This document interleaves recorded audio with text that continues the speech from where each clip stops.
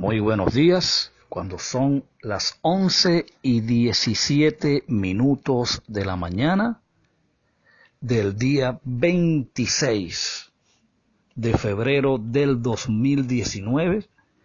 Le damos la bienvenida a todos los presentes, a todos los que sintonizan nuestro canal en YouTube Tecnologías Divinas y este proyecto, su proyecto, Cápsulas del Reino.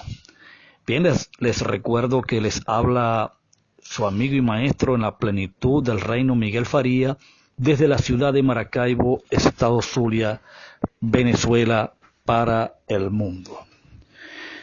Perfecto. Hoy le vamos a dar continuidad a un tema, a una serie de cápsulas del reino sobre el tema los segundos siempre fueron mejores que los primeros. Y para ello yo le voy a invitar, por favor, que vaya a su Biblia para que ganemos tiempo.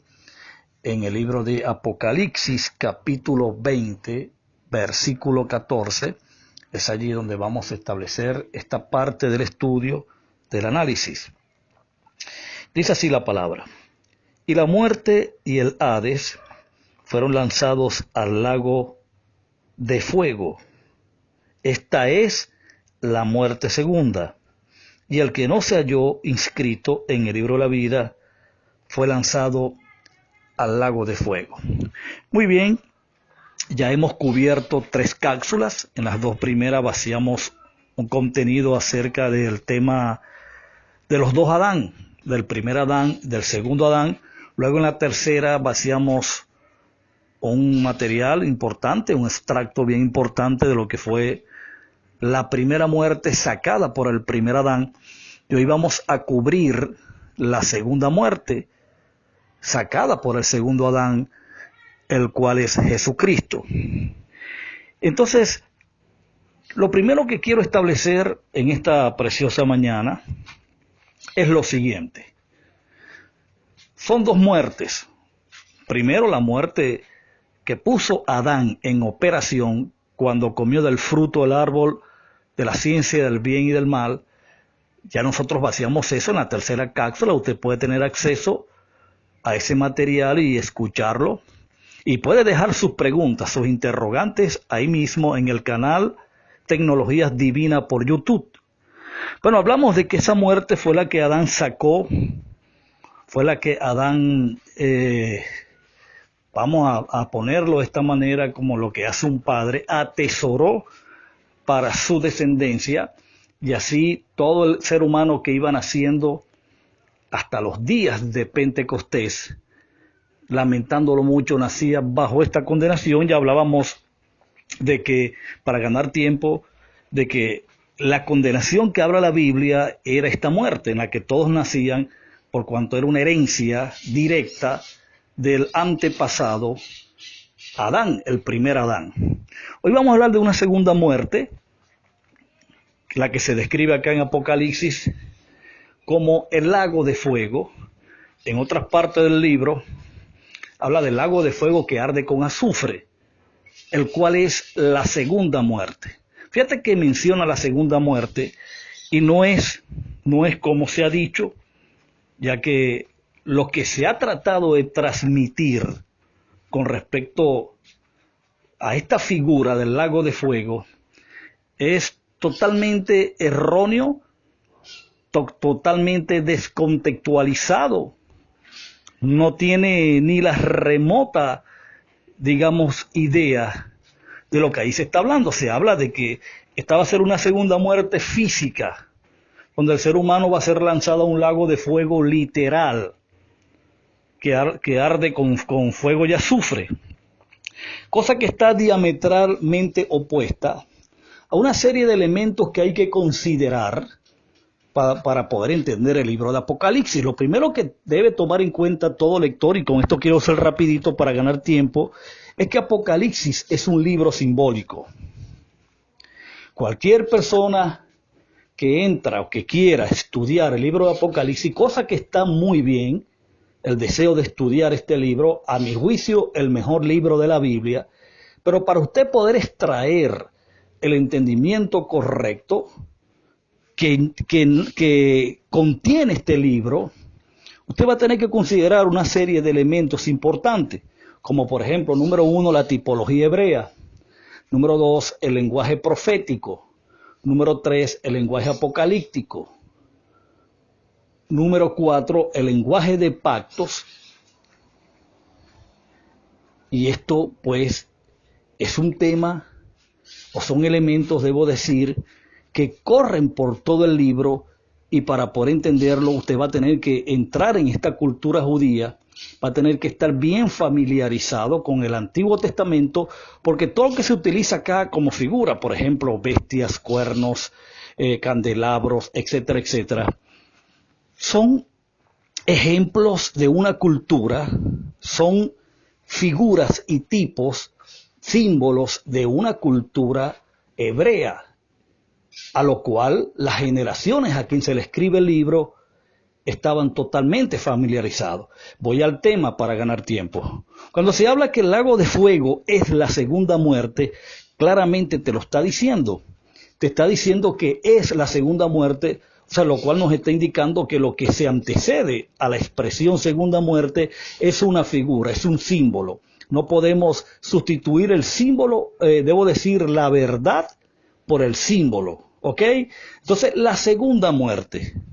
¿Quién puso en operación, quién activó una segunda muerte? Porque ya había una en vigor, ya había una en actividad, la cual había cubierto o reinaba en todos los seres humanos, como bien lo dice el apóstol Pablo en su carta a los romanos, cuando dice, no obstante, reinó la muerte en todos los hombres, según Romanos capítulo 5, por causa del pecado de un hombre, que fue el pecado de Adán. De manera que esto está más que claro. Es obvio de que esa muerte estuvo reinando desde Adán hasta Moisés. Entonces era un reinado, era un gobierno, era un señorío que la muerte, la primera muerte espiritual, la que el primer Adán sacó a la luz, ejercía sobre toda la descendencia de este primer hombre, de este primer Adán. ¿Ok? Ahora, fíjate que, por eso es que el tema se llama, los segundos siempre fueron mejores que los primeros. Entonces tiene que intervenir una segunda muerte de la misma naturaleza espiritual, aunque Cristo muere físicamente, sin embargo, esta muerte se convierte en un principio bien importante.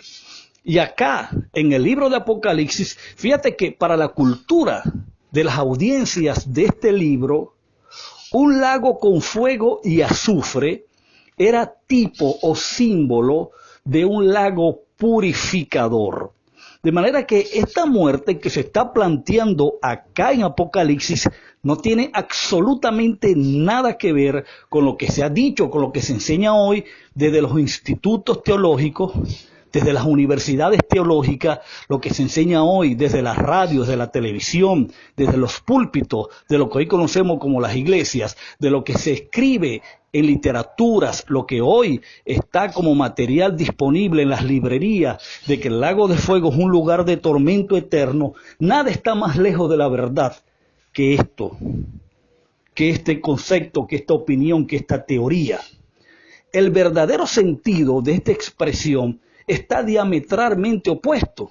Para las audiencias, entiéndase bien, un lago de fuego que arde con azufre era un lago purificador. ¿Por qué? Porque el elemento que se le agrega al fuego determina el uso del fuego. Cuando al fuego se le agregaba azufre, para las audiencias del primer siglo, las audiencias del Apocalipsis, que es a donde nosotros tenemos que entrar para entender qué entendieron ellos, porque no podemos entender nosotros otra cosa. Para ellos el azufre era un elemento de purificación de divinidades. Para la cultura de estas audiencias de Apocalipsis, nuevamente lo repito, el azufre se utilizaba para purificar deidades. Nunca se utilizó para aniquilar, nunca se utilizó para desaparecer. Entonces se utilizan estos elementos para hablar de que esta segunda muerte lo que iba era purificar de pecado, iba a purificar, iba a revertir una condición espiritual en la que el hombre se encontraba producto del efecto que causó la muerte del primer Adán, que era una separación, que era una muerte contaminante, era una muerte que estaba ajena a la vida de Dios, estaba ajena a los pactos, a las promesas, estaba ajena a la voluntad perfecta. Entonces tenía que venir una muerte espiritual para revertir con otra naturaleza, es decir, con un carácter totalmente distinto, un carácter divino, un carácter santo, un carácter purificador para cambiar la condición del hombre, y eso fue lo que hizo Cristo. Ese fue el significado y el sentido real de la muerte de Cristo. La muerte de Cristo se convirtió en un principio, un valor espiritual que trascendió al pecado. Pedro, en su primera carta, capítulo 4, versículo 1, dice que quien padeció en la carne acabó con el pecado por medio de su muerte. Entonces la muerte de Cristo, que es la segunda muerte espiritual, viene a revertir todo el daño ocasionado por la primera muerte, que fue la muerte de Adán, que fue una muerte que separó, que fue una muerte que inhabilitó espiritualmente al hombre, que fue una muerte que lo sacó del propósito y del plan momentáneamente. ¿Por qué? ¿Por qué digo momentáneamente?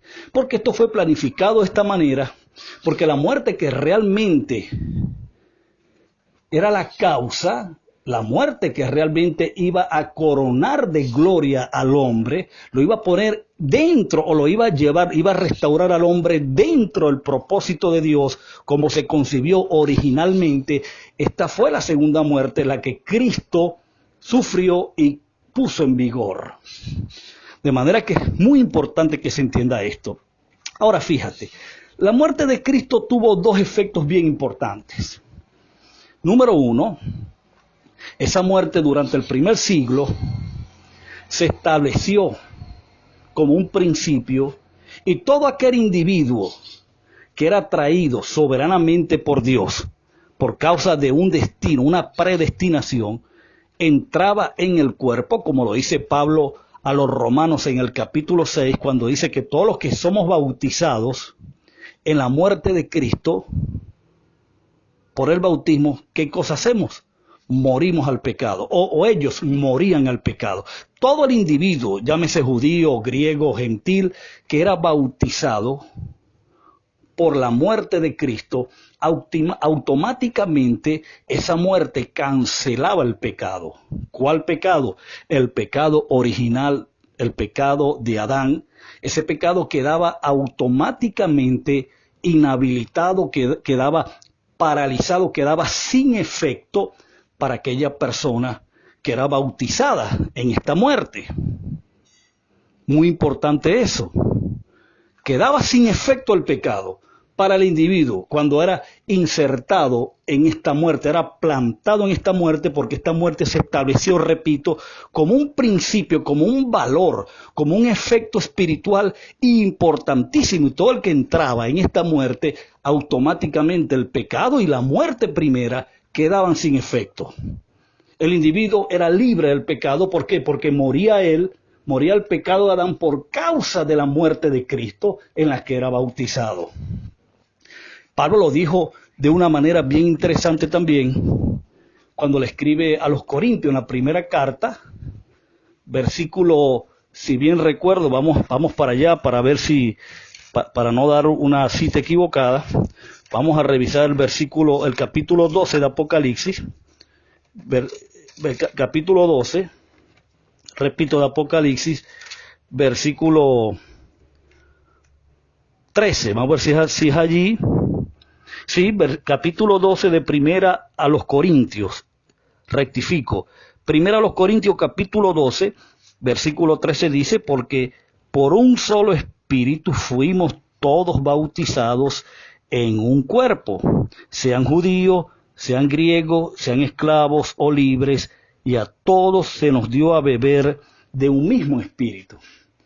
Qué tremendo lo que Pablo acaba acá de revelar. Fíjate que el Espíritu de Dios, el Espíritu de Cristo, fue quien bautizó, quien sumergió a la iglesia dentro de ese cuerpo que se estaba creando durante el primer siglo, que era el cuerpo de Cristo, que eran todos y cada uno de los miembros que eran llamados a formar parte de él. Pero lo interesante de esto era que cuando el individuo era insertado, cuando era agregado a este cuerpo, la muerte y el pecado de Adán, la primera muerte, que era la muerte que puso a Adán en vigor, y el pecado quedaban sin efecto. Porque esta segunda muerte espiritual, que fue la de Cristo, lo que vino fue a revertir todo el mal que causó la primera muerte. De manera que la muerte de Cristo es positiva 100% desde cualquier punto que lo quieras ver. Es un beneficio extraordinario que trajo sobre la iglesia llamada el cuerpo de Cristo. Bien interesante esto. Entonces, todo el que era llamado durante el primer siglo, todo el que Dios en su perfecta voluntad llamaba, traía a Cristo, entraba, era bautizado por el Espíritu a formar parte de este cuerpo, automáticamente la primera muerte quedaba sin efecto, al igual que el pecado, porque imagínate, al anular el pecado, todo fue un plan, pero perfectamente orquestado, perfectamente arquitectado, para poder dejar sin efecto la primera muerte espiritual, la separación que Adán causó del hombre hacia Dios. Primero tenía que ser quitado el pecado. Y la segunda muerte fue a cumplir con esa misión. La segunda muerte, la de Cristo, que es el segundo Adán, quitó mediante su muerte el pecado de en medio, mediante una sola ofrenda, y para siempre. Al quitar el pecado, automáticamente la muerte queda sin efecto. Interesante esto. Ahora fíjate, esa muerte, la de Cristo, tuvo un segundo aspecto.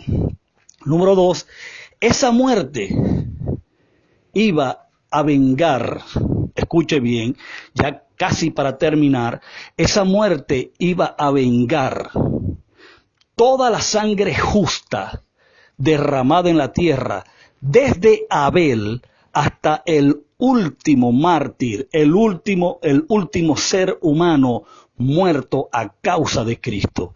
Esa muerte iba a juzgar toda la sangre inocente derramada de los profetas y de los justos, cosa que ocurrió totalmente en el año 70 después de Cristo, cuando un día que se celebraba el día de la expiación, todo el pueblo de Israel se congregó en Jerusalén alrededor del año 70, y Dios, por medio de su Hijo Cristo, utilizó a uno de sus vasos de ira, que fue el Imperio Romano, sitió toda la ciudad y destruyó a todos esos judíos que estaban allí congregados, que eran considerados o fueron considerados la Babilonia. La confusión, fueron los asesinos de Cristo, fueron quienes mataron a Cristo, fueron quienes mataron a todos los profetas, fue la Jerusalén del primer siglo. Y eso lo vamos a ver en detalles en otros estudios. Pero esa es la realidad. Entonces, esa muerte tuvo dos efectos importantes. Número 1, vino a revertir todo el daño que causó la primera muerte. La de Cristo fue la segunda, y vino a revertir todo el daño y sacó a la luz todo lo que Adán no pudo sacar, porque ya usted sabe el porqué. Adán no estaba diseñado para cumplir con esa misión, sino con lo que él cumplió era para lo cual había sido diseñado. De manera que esta muerte trajo estos dos grandes efectos. No podía quedar impune la culpa de quienes asesinaban a los profetas y a quienes hacían derramar la sangre justa sobre la tierra. Y de esta manera, la muerte de Cristo cumple estas dos misiones, estos dos efectos, como la segunda muerte, bien importante. Entonces, el tiempo que me queda es para agradecerle por su audiencia, por su paciencia, y para decretar desde acá, desde mi ciudad, Maracaibo, decretar que el espíritu de entendimiento les abra los ojos y estas verdades se puedan iluminar, puedan alumbrar su ser, y la gloria que yace dentro de usted evolucione de menor a mayor, de gloria en gloria, hasta que alcancemos o logremos despertar a la realidad de lo que somos. Desde acá, desde la distancia, un fuerte abrazo y será hasta la próxima.